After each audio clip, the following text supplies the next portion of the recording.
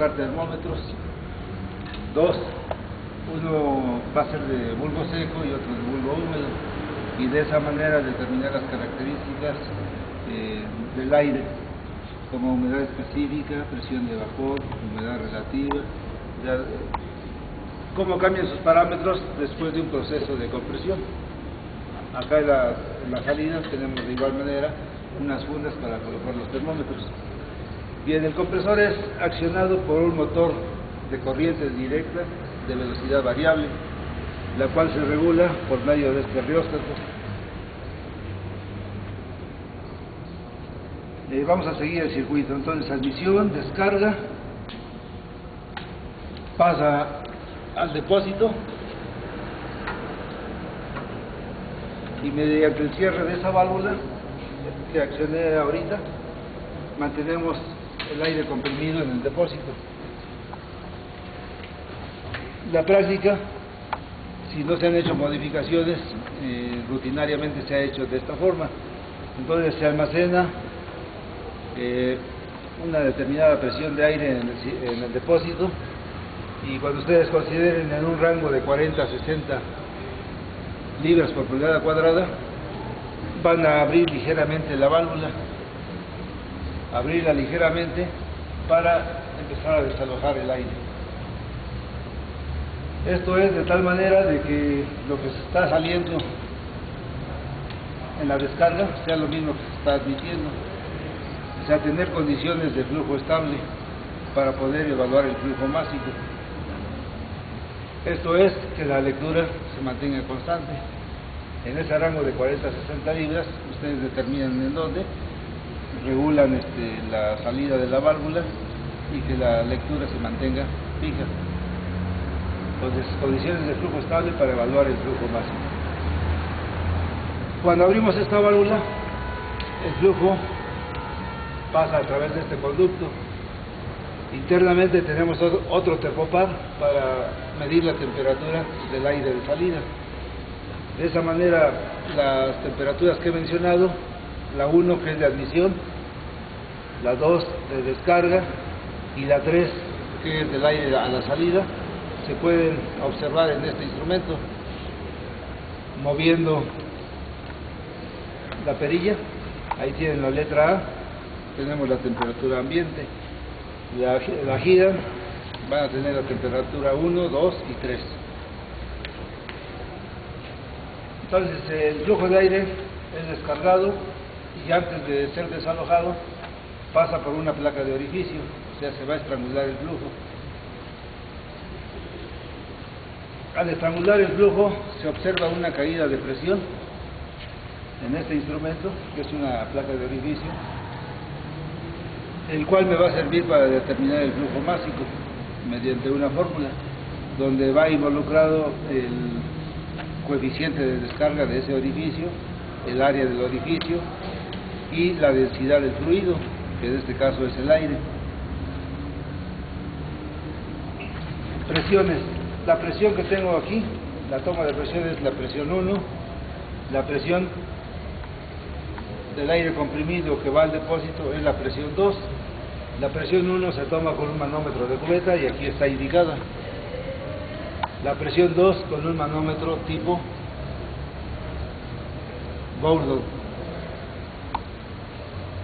Este manómetro es tipo Gordon y con este voy a medir la presión de compresión. El aire desalojado entonces pasa por la placa de orificio. En este punto, si hacemos un orificio, colocamos un instrumento, medimos la presión de fluido, qué tipo de presión es. Es lo mismo que estoy haciendo en este orificio que está antes de la placa o dispositivo convergente que estamos usando. La mido con un instrumento. ¿Qué tipo de presión es?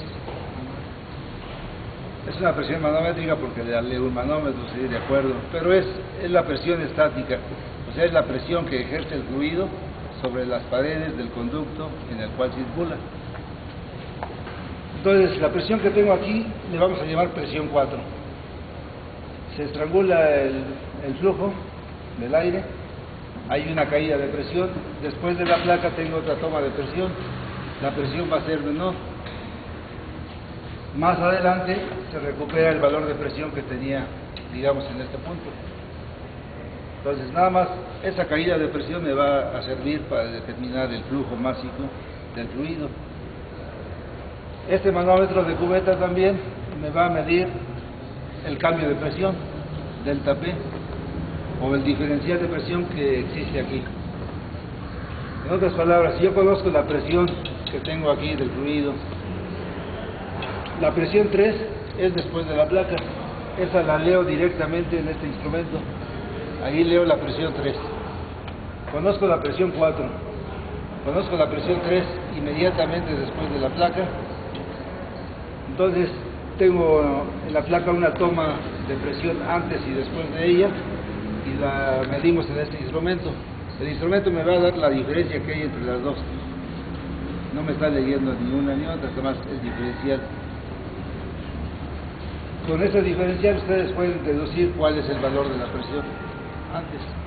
Si les está dando la diferencia de esta con esta y saben que esta presión después es menor que la que teníamos antes, deducen cuál es el valor de la presión, ya que se requiere conocer la presión absoluta del fluido antes de que sea estrangulado para determinar el flujo másico. Por eso estoy hablando de esta presión. La presión del fluido antes de ser estrangulado. Ahorita vemos otro arreglo en aquel banco, no lo van a operar, pero vean otro arreglo donde esta presión la leo directamente, pero es otro tipo de compresor, ¿sí? Bien, entonces aquí hay que deducir esa presión para determinar el flujo máximo. Tenemos un tacómetro para medir las revoluciones por minuto del compresor, entonces ahí hay que seguir las indicaciones. Otro instrumento que dicen que ya vieron este equipo, díganme para qué es este. No recuerdan generalmente, ¿verdad? Este es un registrador de diagramas. El diagrama proporcionado es un diagrama de indicador, se le llama así, y en él podemos verificar el fenómeno real de presión-volumen que se lleva a cabo en el cilindro. Bueno, otro componente del banco de pruebas es este medidor de torque o del par del motor. Cuando el motor está en operación hay que girar esta perilla para que el eje quede equidistante de estos dos topes y de esa manera leen aquí los newtons metro que es el torque del motor. ¿Alguna pregunta? Sí, lo vamos a operar, van a hacer la guía de práctica, aquí les dice las indicaciones.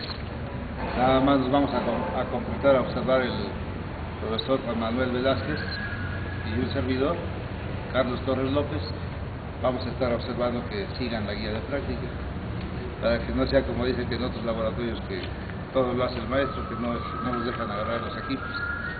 Pero aquí nada más observamos y siguen las indicaciones. Precauciones: no obstruir el flujo, no abrir demasiado la válvula porque se desperdicia el fluido de los manómetros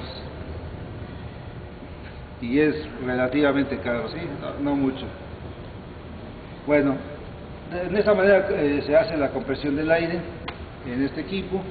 En una práctica de más nivel, en otro semestre, se puede hacer la compresión del aire en una etapa, sacar sus resultados o el análisis termodinámico de esa compresión, y usando en conjunto con este otro compresor podemos comprimir el aire en una segunda etapa, simplemente conectando en serie el primer compresor con el segundo y teniendo un enfriamiento intermedio o sin él. A simple vista, ¿qué hay de diferencia? Comprimo el aire en una primera etapa, lo comprimo en una segunda etapa. ¿Qué observan? De equipo a equipo. Que no tiene tanque, ¿no? Porque se comprime en este equipo, pasa al siguiente compresor, se comprime, regresa y se va al depósito. Finalmente el depósito es para almacenar la compresión de las dos etapas. El tamaño del compresor. Compresor grande en la primera etapa, compresor pequeño en la segunda etapa, o sea, implica de menor cilindrada. Bueno, entonces uno de ustedes va leyendo la guía de práctica y dos personas aquí van haciendo lo que indica. Adelante. Ahora sí, cambiamos el enfoque.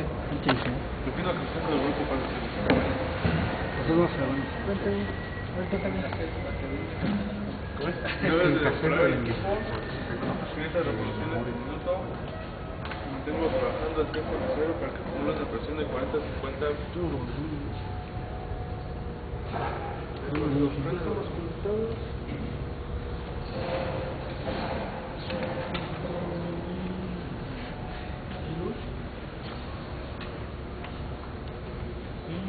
Entonces, energizalo.